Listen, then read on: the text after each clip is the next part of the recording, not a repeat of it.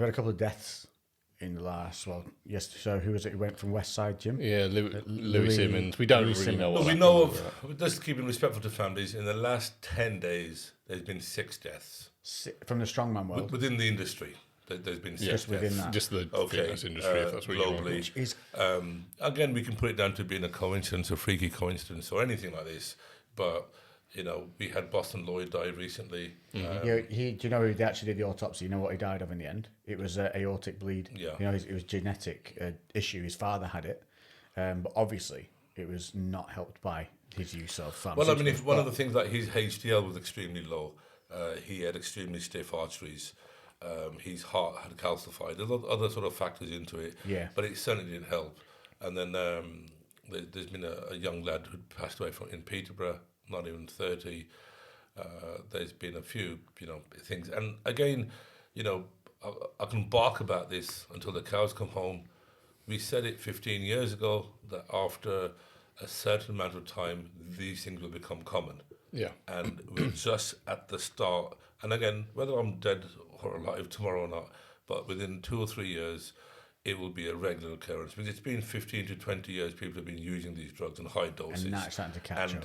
This is when it's going to start catching up. Because you were telling me some horror stories about some of the strongmen and things like that have come through over time. You see, if you look at, let's say if you were, a kickboxer, you would take a very small dose, mainly for recovery. Mm-hmm. Okay, so there's no real long-term effects on that. Small amounts of gear, testosterone, a few other bits and pieces to help you recover, recuperate, and perform well. It's not really pushing you out of natural realms. No, it's not really. Maybe just a tad higher, but nothing significantly. But if you've been taking in any sport, bodybuilding, strongman, powerlifting, anything like this, CrossFit even, you could argue, and you've been taking for 15 to 20 years. So the average usage, study will show, is about 15 years of use of high dosage. And are these people staying on it constant? Pretty much, yeah. Because we've got the blast and cruise concept now, which we never had before. Before you would go on, you would go off. Now you've got blast and cruise. Now, as the look changes over the years, so for example, you go from the mass monster to more sleek or more physique or more shredded, different types of steroids come into it. So there's a post-mortem I have. I'm not gonna, again, just out of respect, I'm not going to say the name. Yeah. And there's 34 types of drugs in the system.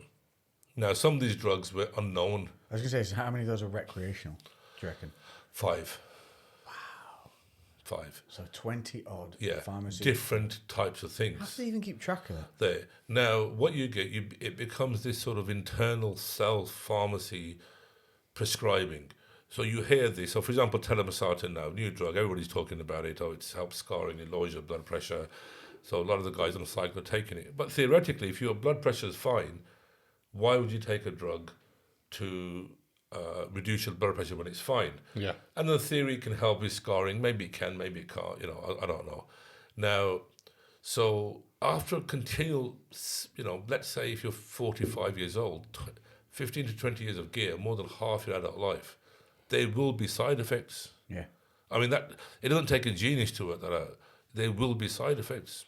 But we talk about people who are going into like super natural levels, or no. The levels are way super physical. I mean, for example, super physiological. Like even if we look at what would maybe seen as a gram a week of steroids, that is not physiological. It's not even 10% above it. So we're talking people who've been using it for extended periods of time at high dosage. What you have to define here is a medical dose, which we'll come to.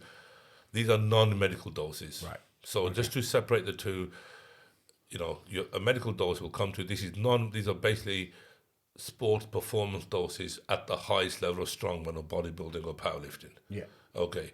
Now, some people will be genetically gifted. Mm-hmm. They respond fantastically on lower doses, but they're still high, as in compared to medical doses. So we have just to separate the two. Now, that time has come now whereby it's been 15, 20 years, and unfortunately, some people will get ill, some people will die. We only hear about the famous names who die. We don't hear about the normal guy who's passed away because he's not well known. Yeah. Nobody cares. You were saying someone went to the gym the other week. But now, if you look at, for example, Kuwait, the whole sort of the new Arab Mecca of training, there were 14 deaths in 1 year in Kuwait. India, India is where the whole muscle thing is coming from. Now, India bodybuilding is huge. A lot of money being put in. Fanatical over And that. absolute fanatics. And Pakistan, I mean, they've got several pros now. You know, absolutely sort of everybody's after that look. Iran, the whole Iranian muscle, the Persian muscle, the Arab muscle scene. Anyone's gone to Dubai recently, and I even went, I become a Dubai wanker as well, gotta say. And you go there and you go around the fountain, everyone is walking around hench. Really? Yeah, you don't see everybody's hench. And they all come out at a certain time like vampires to walk around with the little stick things, take their pictures and whatever. Now that's this new phenomenon there. Africa, everybody's, I mean, it's just like a wave of this physique look, muscular look, it's everywhere. And now when you look in all these countries, people are dying. There was one particular season in India 2 or 3 years ago where 31 people died in a comp season.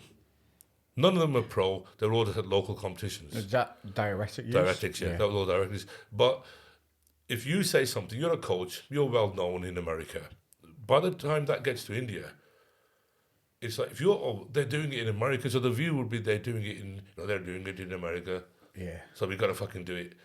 So, but in America, it's not as hot. You don't have 55 degrees at 7 o'clock in the morning. Yeah.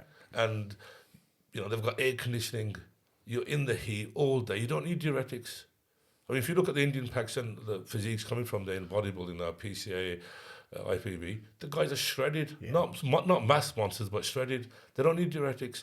So this sort of thing is, again, one big guy will say it and it filters down to everybody. So globally, people are dying. What is it from the diuretics that is killing people? For people complete dehydration, potassium imbalance. Because you've got to think these people usually bro as well, so they're already coming to a show. What they'll do is they'll be on their extremely low caloric intake. Yep. They'll have done calorie purging through masses of cardio. Yep. And then what they do, literally 2 to 3 days out from the show, they'll start cutting water, and I mean fully cutting water. And on the day of the show, literally talking sips. You're allowed a sip every so often. And on top of that, bear in mind, you're fully dehydrated on this stupid diet, done masses of cardio, body's under stress. Let's put DNP in, for example. And then, let's put diuretics in. Some people, and again, everyone talks about this advanced science for it. I mean, look, let's be honest, people are starving themselves, dehydrating and taking stuff to push water out of their system. And when they're on the anabolics as well, people don't understand is that actually buffers the error of the starvation, because the anabolics falsely make the body hold on to more muscle than it would do.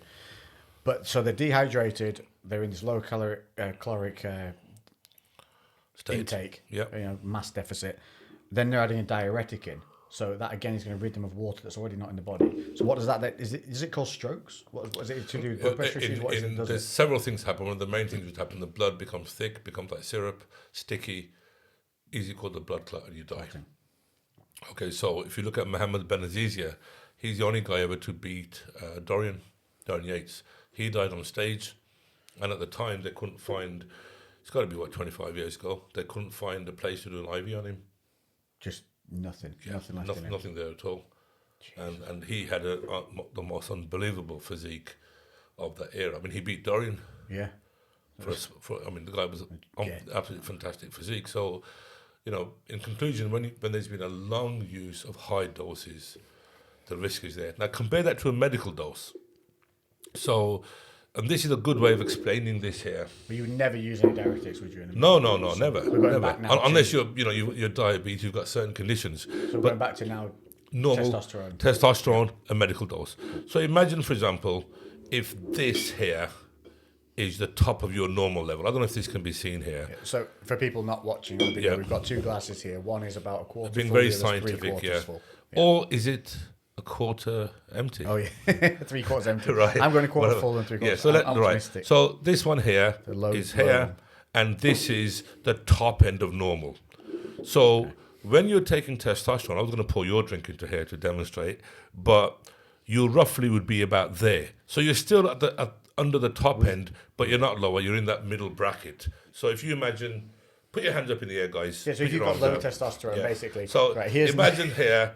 So you're still within that bracket. Yeah. So before you were here, and now you're here, but you're still within that safe bracket. Yeah, so what, for people not watching on video, we're basically creating a low and a high boundary, and if you're within at the low boundary and add in exogenous testosterone, it's only enough to keep you in an upper natural range. So you will not have any. The glass is not spilling over. Absolutely, you're not going to have much side effects. You may have a bit of blood thickening. You can do a venesection, draw some blood out, but you're fine. And that's your hemocratin. Yeah, your hemocrat will get higher. Yeah. So that's a very safe physiological dose, and they've been.